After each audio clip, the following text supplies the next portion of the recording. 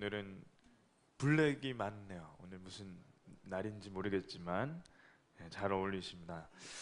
2년 전에 개봉한 영화 중에 한국 영화 중에 이런 영화가 있었습니다. 간신이라는 영화입니다. 주인공은 조선의 10대 왕이었던 연산군이고 또 영화 제목처럼 간신들이 이 주인공입니다. 간신은 간사할 간 신하 신을 써서 간사한 신하를 말하고, 그 중에서도 연산군 밑에 간신들이 많았는데 부사가 이렇게 간신이었던 아버지와 아들이 있었습니다. 그 중에서도 저 화보인데 임승재라는 그 아들이 굉장한 간신이었습니다. 하루는 이 임승재가 연산군에 가서 얘기를 하는데 그 대사가 어떤 거냐면, 폐하, 전하를 위해 이 나라의 모든 미녀를 제가 모아오겠습니다. 그랬더니 연산군이 저희가 알다시피 상태가 굉장히 안 좋거든요. 그래서 좋다, 다 데려와 봐라. 그래서 연산군이 관직을 하나 주는데 그 관직이 채홍사입니다. 채홍사. 원래는 채홍마사라고 해서 이 말과 여자들을 관리하는 어떤 부서인데, 채홍사는 뭐냐면 여자들을 이렇게 데려오는 부서, 말도 안 되는 그런 관직을 만들어서 줍니다. 그래서 이 임승재가 매일같이 지방에 돌아다니면서 절세 미녀들을 이렇게 데리고 오는데, 그러니까 조선팜, 그 북한의 기쁨조 그런 겁니다. 그래서 이때 뽑아온 미녀들을 뭐라고 부르냐면 운평이라고 하고, 거기서 또 걸르고 걸러서 궁궐 안에 들어가는 여자들을 흥청이라고 했습니다. 그래서 저렇게 왕 앞에까지 가는 그 여자들은 아주 대단한 여자들이죠. 흥청. 그래서 연산군이 매일같이 경회로에서 모여 이 흥청들과 술자리를 벌이는데, 아주 그 영화에 보면 아주 굉장히 화려하게 이렇게 술판을 벌여서 먹습니다. 왕이 기분이 좋으면 지금으로 얘기하면 팁처럼 저 흥청이들에게 비단도 주고 땅도 주고 뭐 쌀도 주고, 그래서 이렇게 매일같이 노니까 나라 곳간이 점점 없어집니다. 그래서 왕이 나라와 백성은 전혀 신경 안 쓰고 맨날 술 먹고 취하고 놀고 춤추고 하니까 그때 반정이 일어나서 연산군을 죽이고 내쫓습니다. 내쫓고 죽입니다. 그래서 여기서 나온 말이 뭐냐면 흥청망청. 그러니까 연산군이 흥청들과 놀다가 망했다. 그게 저희가 알고 있는 흥청망청이 이 여자들과 연산군한테 나온 말입니다. 그래서 이 영화에 보면은 19세 이상인데 이 여자들을 그 전국에 가서 다 데리고 오는데, 이 여자들이 예를 들면 나이가 뭐 한 굉장히 어린 한 13살, 4살 돼도 좀 이쁘다 싶으면은 그 관리가 데려가고, 남편이 있어도 뺏어가고, 애가 있어도 데려가고, 그런 상황이었어요. 그래서 영화 장면 중에 아버지가 딸을 지키려고 절대로 안 된다 하니까 칼로 그 자리에서 아버지를 죽이고 이렇게 딸을 데려가는 그런 장면이 있습니다. 그래서 이 흥청망청, 나라가 망할 만큼 연산군이 이런 짓을 했는데, 이 영화의 이 한 장면인 이 장면이 오늘 말씀과 굉장히 비슷합니다. 오늘 아브라함이 주인공인데, 아브라함의 원래 이름은 아브람이고, 아브람의 뜻은 존경받는 아버지, 그리고 나중에 하나님께서 이름 바꿔주셔서 아브라함, 열국의 온 나라의 아버지로 바뀌는데, 아브람에서 아브라함으로 바뀐 건 뭐냐면 그 믿음이 그만큼 하나님께서 인정할 만큼 바뀌었을 때 이름도 바꿔주십니다. 그래서 오늘 말씀에 나오는 아브람은 믿음이 아직 완성되기 전이기 때문에 아직 부족한 거죠. 그래서 하나님께서 아브라함에게 본토 친척 아비집을 떠나 내가 너에게 보여줄 땅으로 가라. 그리하면 너에게 큰 민족을 이루고 아브라함 네가 복의 근원 복이 될지라. 그래서 아브라함이 순종해서 75세에 이민을 가는데 그 땅이 가나안 땅입니다. 가나안 땅에 막상 가니까 그곳에 이미 정착해서 사는 사람들이 많았고 텃세를 부렸기 때문에 아브라함이 자기와 그 가족 그리고 종들과 함께 기거할 땅이 없어서 외곽으로 이렇게 거의 쫓겨나다시피 합니다. 그 땅이 세겜 땅인데 거기서 이제 자리를 좀 잡고 살려고 했더니 그때 기근이 닥칩니다.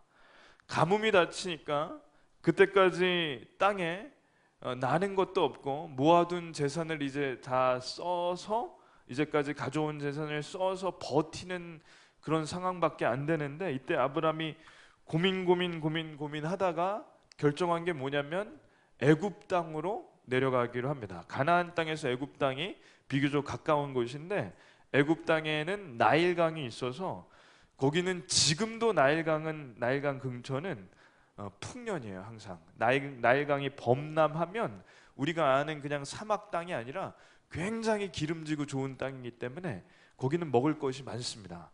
그래서 이 아브라함이 생각을 한 게 이제 우리가 애굽 땅에 가면 그래도 먹고 살 수는 있겠다. 기근이 있으니 거기로 피해야겠다. 근데 여기서 아브라함이 한 가지 안 한 게 뭐냐면 하나님께서 가라고 하신 땅은 가나안 땅이고 거기서 다른 곳으로 가려면 누구에게 여쭤봐야 되죠? 예, 하나님께 여쭤봐야 되는데 아브라함이 당연히 이렇게 힘들면 잠시 피신해도 될 게 아닌가 생각하고 자기 생각으로 애굽 땅에 가족과 종들을 다 데리고 내려갑니다. 그때 애굽에 가보니까 이상한 소문이 들리는데 애굽의 왕이 전국에 있는 미녀들을 다 데려가더라. 예, 그러니까 오늘 영화처럼 기쁨조를 뽑아가더라. 그래서 아브라함이 이 기근이라는 문제를 피해서 애굽 땅에 가보니까 이제는 다른 문제가 생겼습니다. 애굽 땅에 들어가 보니까 애굽 왕이 아내를 뺏어가고 그리고 곰곰이 생각해 보니까 자기가 남편이니 오늘 영화의 한 장면처럼 남편인 자신은 죽을 위기가 닥친 거예요. 그러니까 애굽 땅에 들어갔을 때는 상상도 못했는데 자기 생각대로 들어가 보니까 이제 잘못하면 까딱하면 죽을 위기에 처한 겁니다. 근데 여기서 도무지 이해 안 되는 말씀이 하나 있는데 그건 뭐냐면 제가 아브라함이라도 애굽 땅에 가는 것은 하나님께 죄송하지만 그럴 수도 있다고 봅니다. 근데 여기서 이해가 안 되는 것은 아브라함이 자기 아내를 뺏길까 봐 굉장히 걱정했다는 게 이해가 안 됩니다. 왜냐하면 아브라함의 지금 나이가 75세이고 아내인 사레의 나이가 65세입니다. 그래서 이 소문을 듣고 보니까 아브라함이 아내가 그날따라 너무 이뻐 보이는 거예요. 그래서 왕이 데려갈까 봐 걱정할 정도로 그렇게 아내가 이뻤을까? 그래서 이 말씀을 곰곰이 생각하면서 우리 교회 아브라함의 연배이시고 아마 사레의 연배이신 분이 한 2가정 정도, 3가정 정도 있는데 예를 들겠습니다.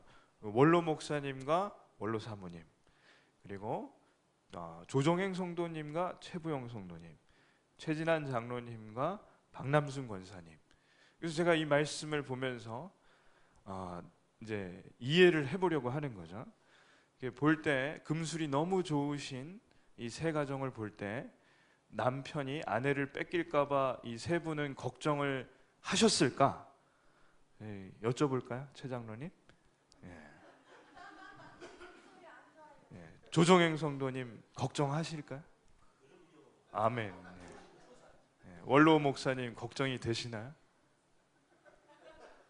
걱정이 안 되십니다.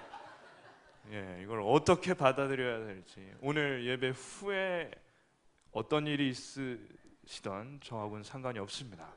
본인의 생각이시기 때문에 제 생각에도 그래요. 그러니까 조정행 성도님처럼 한 4, 50년 눈에 콩깍지가 쓰인 분이 있을 수도 있지만 사실은 그렇게 콩깍지가 쓰기가 쉽지 않습니다. 40년 연속으로.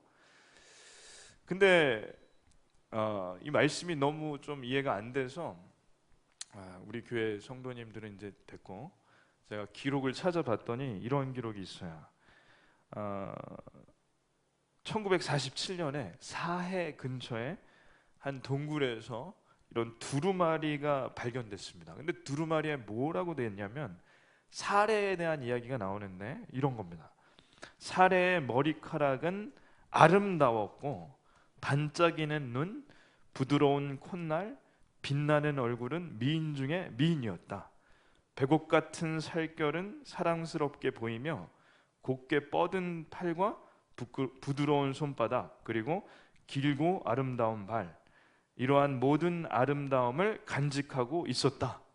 그래서 실제로 사례가 있었고 또 객관적으로도 아름다웠다고 합니다. 그래서 마렛 헐터라는 사람이 소설가인데 이 책을 한 권 쓸 때 표지가 사라에 대한 이 소설, 오늘 나오는 말씀이 사라에 대한 소설을 하나 썼는데 저렇게 생겼을 거라는 거예요.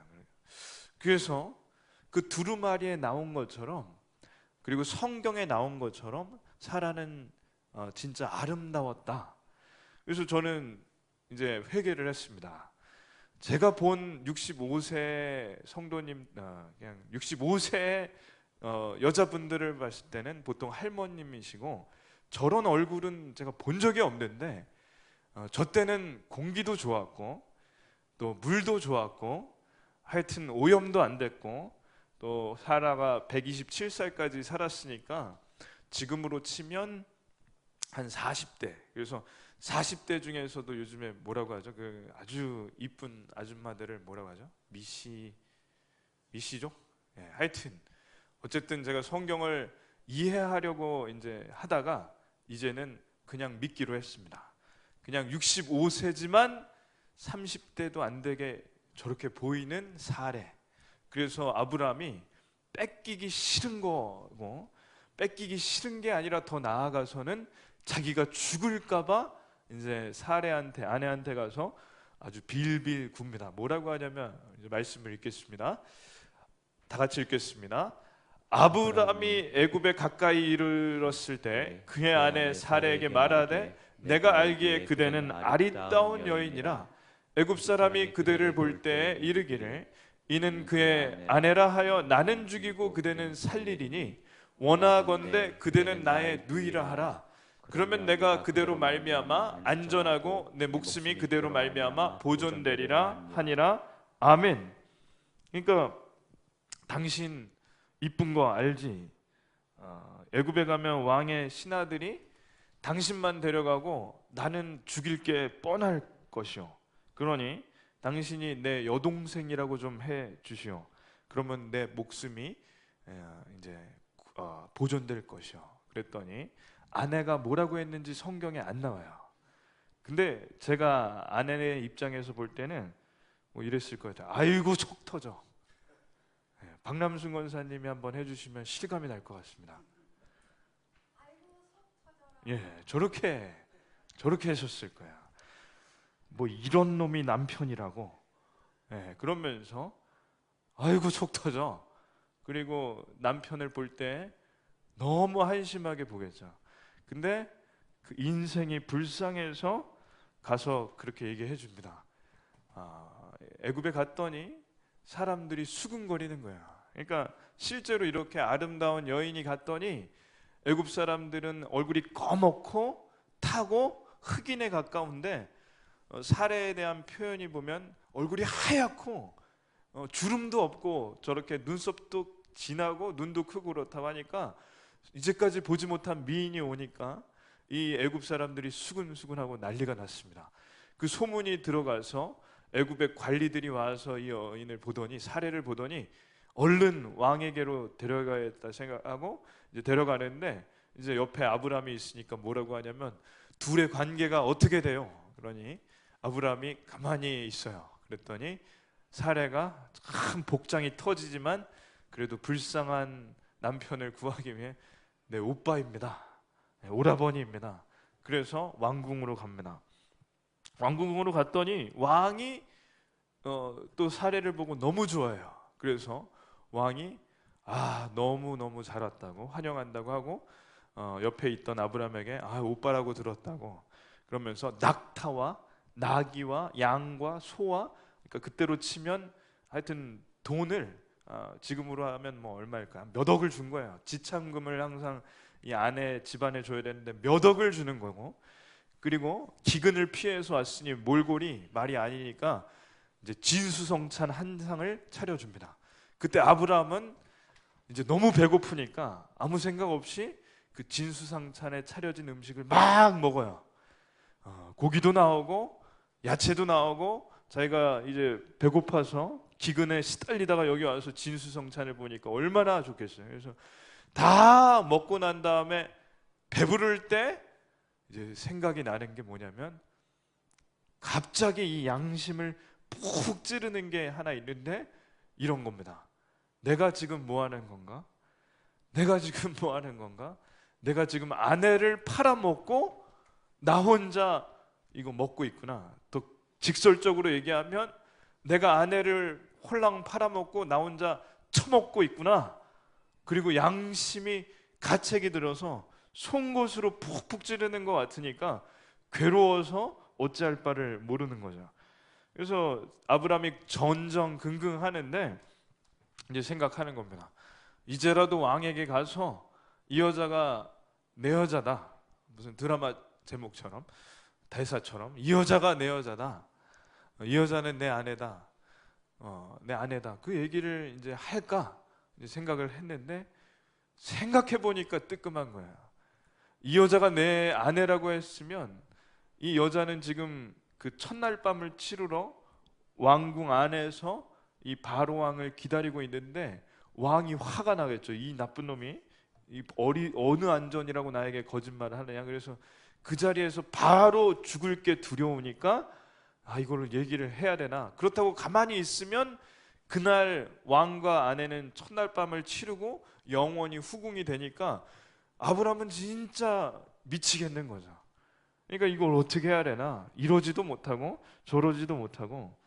그러니까 그때부터 이제 생각한 게 뭐냐면 하나님이 가라고 하신 땅에 갔더니 조금은 억울한 게 그 땅에 좋을 것도 없고 텃세를 불리고 쫓겨나서 그 외곽 지역에 겨우 자리 잡고 살려고 했더니 기근이 와서 굶어 죽게 생겨서 고향 땅으로 들어갈까 아니면 애굽으로 갈까 하다가 그래도 고향은 가지 않고 하나님이 가라고 하셨으니까 잠시 피신하려고 여기 내려왔는데 마침 왕이 아내를 뺏어간다는 그 계략에 그런 일에 잠시 아내를 여동생이라고 속인 거 이 두 가지밖에 잘못한 게 없는데 이렇게까지 내가 당해야 되나 그런 생각이 처음에 들고 다시 생각해 볼 때 하나님께서 가나안 땅에 가라고 하셨으면 그 땅에 있었어야 되는데 여쭤보지도 않고 내 생각대로 애굽에 왔고 내 생각대로 여동생이라고 속였더니 이렇게 된 것이구나.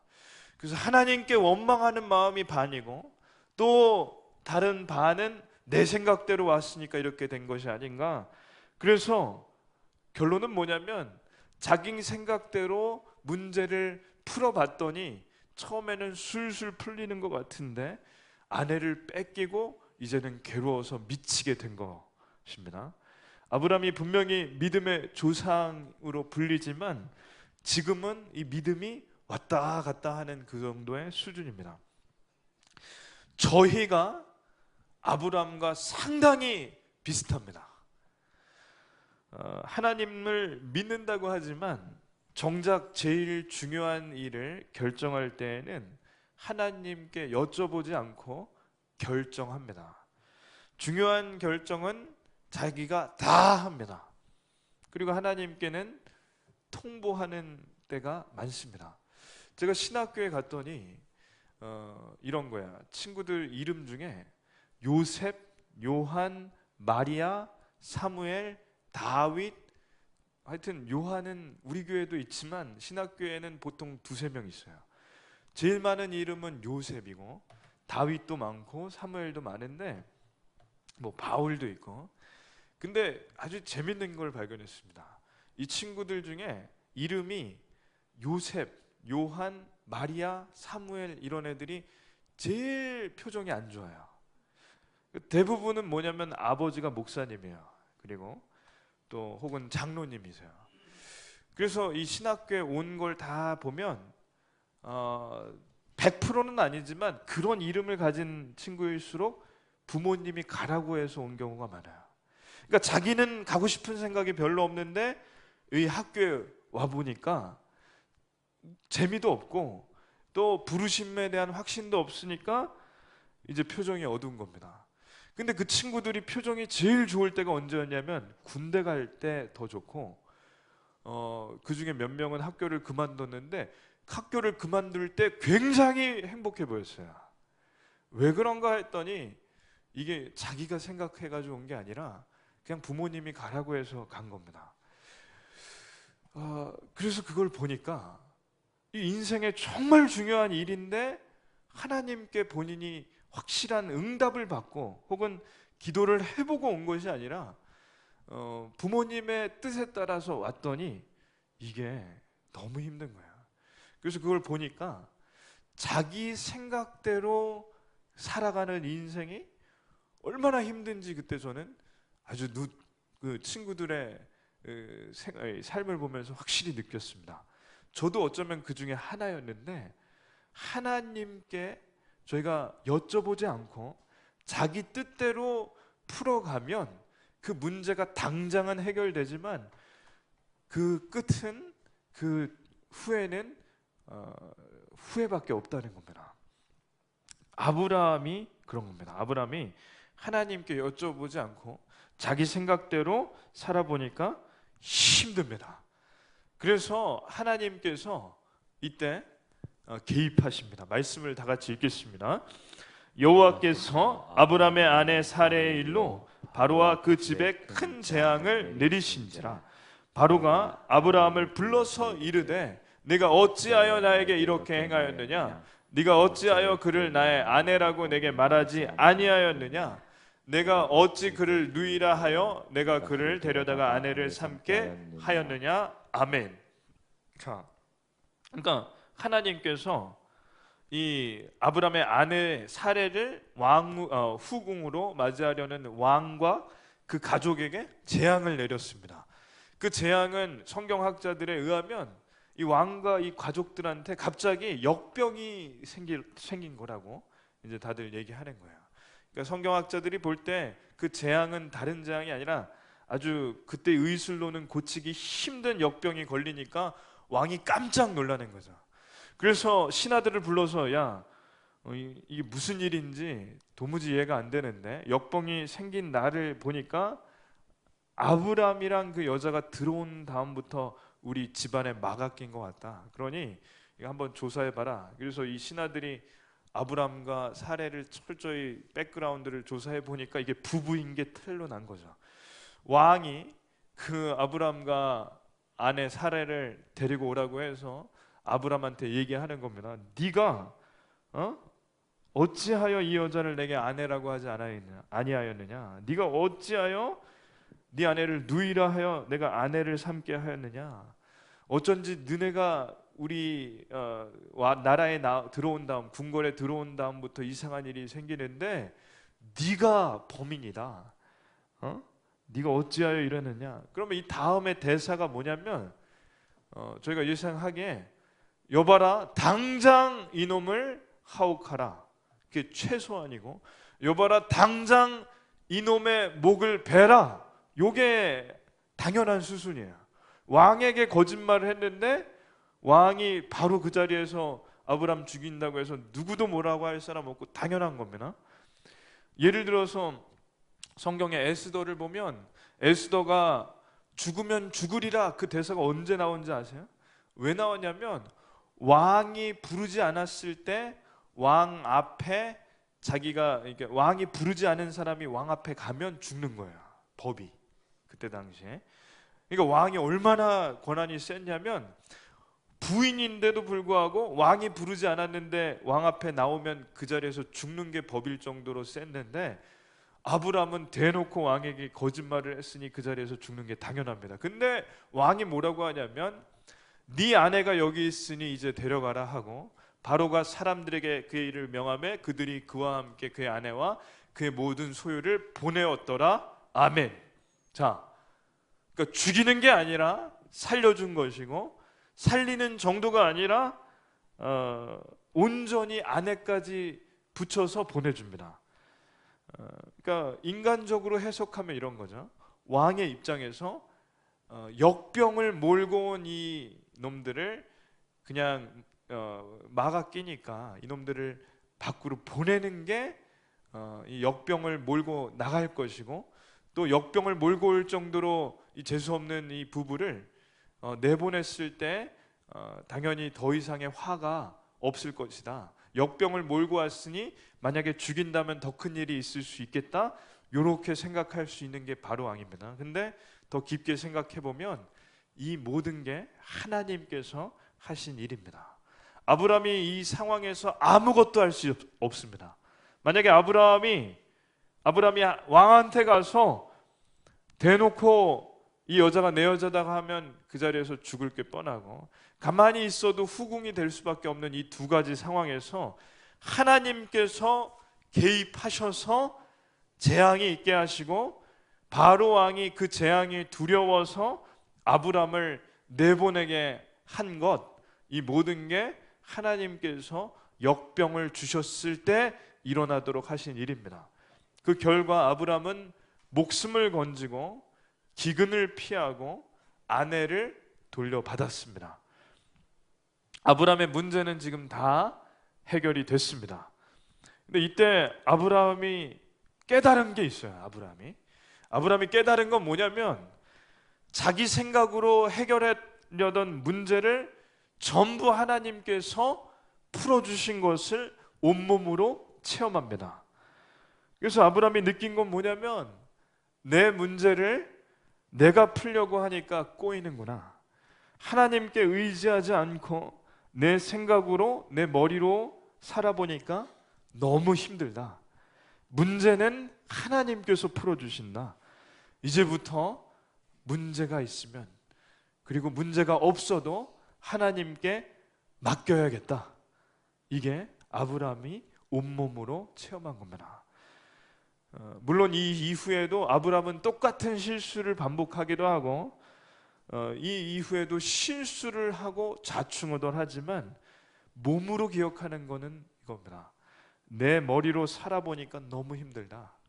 문제는 하나님께서 풀어주신다.